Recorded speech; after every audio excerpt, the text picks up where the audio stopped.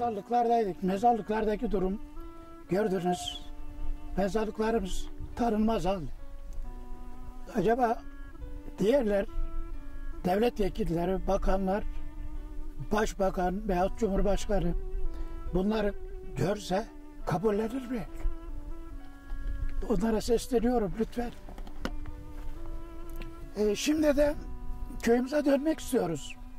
Bu yıkımlar halinde suyumuz, yolumuz, elektriğimiz mutlaka olması gerek.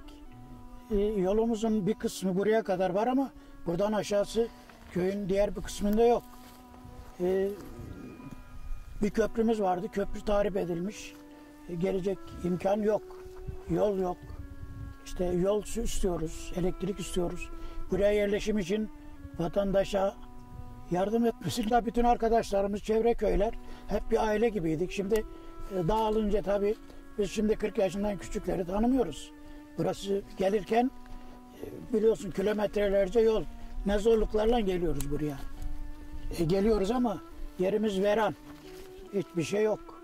İşte bir kalıntı, bir yığıntı. Sular tamamen kaybolmuş. Yolumuz doğru dürüst yok. Görüyorsunuz her şey görünüyor yani. Görünen köy kılavuz istemez. Köylüler ortam bozulunca köyler boşaltıldı doğrusu. Boşaltıldı derken işte muhtar sıkıştırılıyor. Mühürleri teslim edeceksiniz diyor. Burası köy statüsünde çıkarılacak. Çağrılıyor. Kazada mühürler alınıyor. Köy orada kendiliğinden boşaltılıyor neticede. Yani adamın malı da var, arada kaldı. Kimi bedava verdi, kimi satamadı. Bu şekillerle yani hayvanlar bile affedersin, köpekler bile o sahiplerin peşinde giderken ulaşamadı, yolda kaldı yahut da öldü hayvan. Bu şekildeydi. Ayrılış oldukça zordu.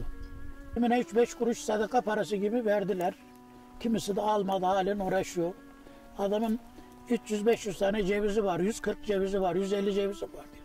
Adam bir komisyon daha adam gönderiyor, tekrar aynı şey. Adamın yaşantısı o yani. Yaşantısı, geçimi ceviz üzerinde, arı üzerinde, davarcılık üzerinde. Bunlar yok olunca görüyorsunuz işte 20 sene, 20 kusur senedir buralar boşalmış. Verdikleri o para acaba kaç senenin mahsuludur? Bu vatandaşın çektiği eziyet, işte bir de şimdi ceviz kalmamış. Bakınız yani 3000 teneke ceviz çıkan bir köyde ceviz yok. 6-7 bin keçi yaşayan bir köyde keçi yok.